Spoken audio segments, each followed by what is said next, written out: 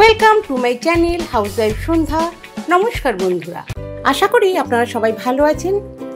এখন কয়েকদিন ধরে বাজারে বেশ ইলিশ মাছ দেখা যাচ্ছে, তাই আজ ইলিশ মাছ নিয়ে এসেছে। আমি সেই ইলিশ মাছ দিয়ে এই গরমে সিম্পলভাবে আলু বেগুন দিয়ে ঝোল বানিয়ে দেখাবো। এই জন্যে মাছগুলোকে আমি ভালো করে ধুয়ে এর মধ্যে নুন আর হলুদ মেখে রেখে দিচ্ছি। আলতো করে মাখবো যাতে ডিমগুলো বেরিয়ে নেওয়া যায়। আর ভিতরটা আমি পরিষ্কারও করে নিয়েছি ধোয়ার সময়, যা নোংরা ছিল বেরিয়ে গেছে। তা যেগুলো বেরিয়ে যাচ্ছে সেগুলো আবার ভরে দিলাম। আর বেগুনের অর্ধেকটা নিয়ে 4 ফালি করেছি, করে সেটাকে নুন হলুদ মেখে নিচ্ছি। আর সেইভাবে একটা আলুকে আমি লম্বা করে কেটে নিয়েছি। যারা আজকে প্রথম দেখছেন এই ভিডিওটি, তাদেরকে কাছে অনুরোধ যে তারা একটি লাইক, একটি কমেন্ট, একটি শেয়ার করে দিতে পারেন। আর ভালো লাগলে অবশ্যই সাবস্ক্রাইব করবেন আর বেল আইকনটি প্রেস করে দেবেন, কেননা যখন আমি আবার কোনো ভিডিও বা রেসিপি ছাড়বো সবার প্রথম আপনাদের কাছে পৌঁছে যাবে। এইভাবে আপনারা আমাকে ভালোবাসা দিতে পারেন।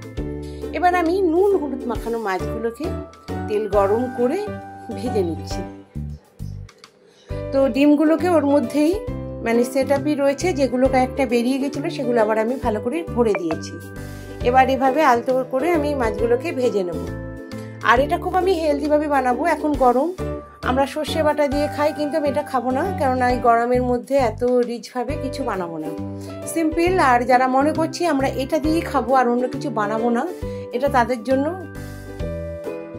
এই জন্য সামান্য কিছু মশলা নিয়েছি। এখানে আমি নিয়েছি এর জন্য জিরের গুঁড়ো, আর এখানে কাঁচা লঙ্কা বাটা, আর এখানে আদা বাটা, আর এখানে নিয়েছি নুন আর কাশ্মীরি লঙ্কার গুঁড়ো, হলুদ। জাস্ট সামান্য মশলা, যেটুকু না দিলেই নয়। খুব সিম্পলভাবে বানানো হবে। তো মাছগুলো প্রায় ভাজা হয়ে গেছে আমার। আমি মাছগুলোকে তুলে নিচ্ছি। একদম কড়কড়া করে ভাজা যাবে না, আবার কাঁচাও রাখা যাবে না। তো আমি সেভাবেই ভেজে নিচ্ছি এগুলোকে। মাছগুলো ভাজা হয়ে গেছে, যে কটা দিয়েছিলাম সেগুলো আবার আমি তুলে নিচ্ছি। আবার সেই তেলেই আমি বাকি যে কটা মাছ রয়েছে সে কটা মাছকেও আমি ভেজে নিয়ে নেব। ঠিক এরকমভাবেই ভাজবো, আর খুব কড়া হবে না। এবার বাকি মাছগুলোকেও আমি ভেজে তুলে নিচ্ছি। এবার কড়াইয়ে যে তেলটুকু আছে তার মধ্যে আমি জিরে, গোটা জিরে যেটা, সেটা দিয়ে দিলাম ফোড়নের জন্য। আর এইটুকু তেলের মধ্যেই আমি বেগুনগুলো দিয়ে দিলাম।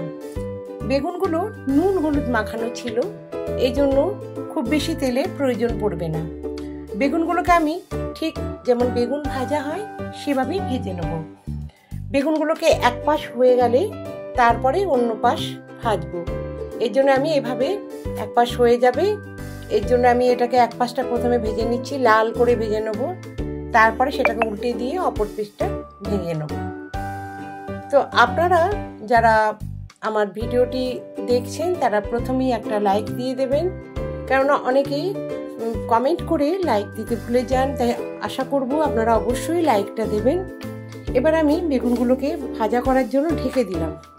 ঢেকে দেওয়ার পরে আমি উল্টে দেখব এক পাশ সম্পূর্ণরূপে ভাজা হয়ে গেছে। আর তখন আমি উল্টে দিয়ে দ্বিতীয় পাশটাও সে ওরকমভাবে ঢাকা দিয়ে দেবো। তাহলে উল্টো দিকটাও সেভাবেই লাল করে ভাজা হয়ে যাবে। একদম 90% এটা ভেজে নিয়ে নেব, যেমন একদম বেগুন ভাজা হয়। তো আমি এভাবে বেগুনগুলোকে ভেজে তুলে নিচ্ছি। আর এইভাবে মাছের ঝোল করলে খেতে অসাধারণ তো লাগেই। আর ইলিশ মাছের ঝোল তার একটা আলাদা সুন্দর একটা সুগন্ধ আছে।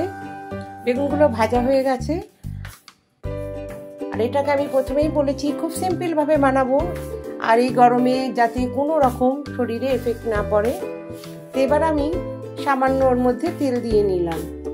যে আলুগুলো কেটে রেখেছিলাম সে আলুগুলোকে এবার আমি লাল করে ভেজে নেব। তো আলুগুলোকে আমি ওর মধ্যে ভেজে নিচ্ছি একটু। ইলিশ মাছ সাধারণত সর্ষে বাটা দিয়েই আমরা খেয়ে থাকি বেশিরভাগই। তো এই গরমের মধ্যে সর্ষে বাটা দিয়ে খাবো না। আর এবার আমি একটু নুন দিয়ে দিলাম এর মধ্যে, আলুগুলো যাতে ভাজা হয়ে যায় ভালোভাবে।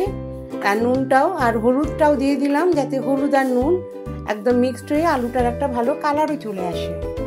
আলুগুলোকে এভাবে ভেজে নেওয়ার পর আমি এর মধ্যে সামান্য পরিমাণ কাঁচা লঙ্কা বাটা আর আদা বাটা দিয়ে দিলাম। সেটাকে একটু ভেজে নেব। 1 মিনিটের মতো সেটা নাড়াচাড়া করে আমি এর মধ্যে সামান্য পরিমাণ জল দিয়ে নেব, যাতে যে গুঁড়ো মশলা রেখেছি সেগুলো যেন ভালো করে কষিয়ে নিতে পারি। এবার আমি এর মধ্যে কাশ্মীরি লঙ্কার গুঁড়ো আর জিরের গুঁড়ো পাউডারটা দিয়ে দিলাম। দিয়ে ভালো করে আমি এটাকে কষিয়ে নিচ্ছি। এভাবে কিছুক্ষণ নাড়াচাড়া করার পর যখন কষে আসবে বেশ সুন্দর করে, আর আমি দেখেছেন খুব বেশি তেল দিয়ে এটা আমি বানাচ্ছি না, খুব হেলদিভাবে বানাচ্ছি, আর ভালোও লাগবে খেতে, দেখতে পাবেন কালারও ভালো আসবে। এভাবে আমি কিছুক্ষণ এটাকে এভাবে ভেজে নেওয়ার পর যখন একদম ভালোভাবে কষে আসবে আলুগুলো, তখন আমি এর মধ্যে আমি ঝোলের যে পরিমাণ ঝোল রাখবো সেই পরিমাণ জল আমি এর মধ্যে দিয়ে দেব। এবার জলটা আমি আলুর মধ্যে ভালো করে মিক্সড করে দিলাম। এবার আলুগুলোকে সিদ্ধ হওয়ার জন্য আমি এটাকে ঢেকে দেব।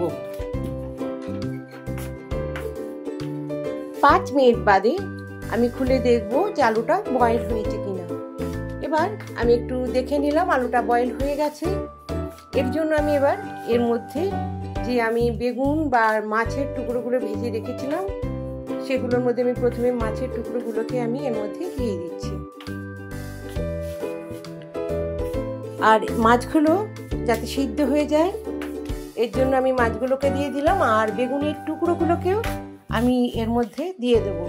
আর লক্ষ্য রাখতে হবে যাতে মাছগুলো ভেঙে না যায় আর খুব এটা নরম মাছ হয়, আর যাতে ডিমগুলো বেরিয়ে না আসে।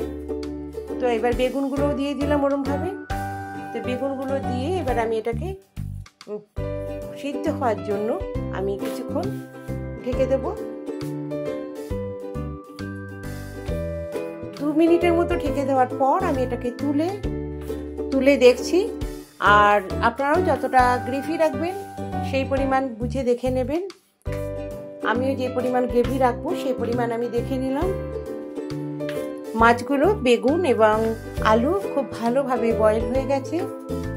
এবার আমি ইলিশ মাছের বেগুন দিয়ে ঝোলটা সার্ভিং বলে উঠিয়ে নিচ্ছি। ঠিক আমি দেখুন ঘনত্ব এতটাই রয়েছে, একদম জলের মতো পাতলাও নয়, আবার খুব আঠা আঠা গ্রেভিও নয়। এটা আরেকটু বসে যাবে ঝোলটা, খেতে খুব টেস্টও হয় এটা। আর খুব সিম্পলভাবে বানানো, কোনো সর্ষে বাটাও পেটে পড়লো না, কিন্তু খেতেও খুব টেস্ট। আর ফোড়নের সময় যেহেতু জিরে দিয়েছি, ইলিশ মাছের সঙ্গে জিরের এই গন্ধটা খুব সুন্দর লাগে। তা আপনারাও একবার ফোড়নটা জিরে দিয়ে দেখবেন, একটা অসাধারণ, যেটা কালো জিরে নয়, গোটা জিরে। মাছের ঝোলটা সম্পূর্ণ সার্ভিং করে উঠিয়ে নিলাম সার্ভ করার জন্য।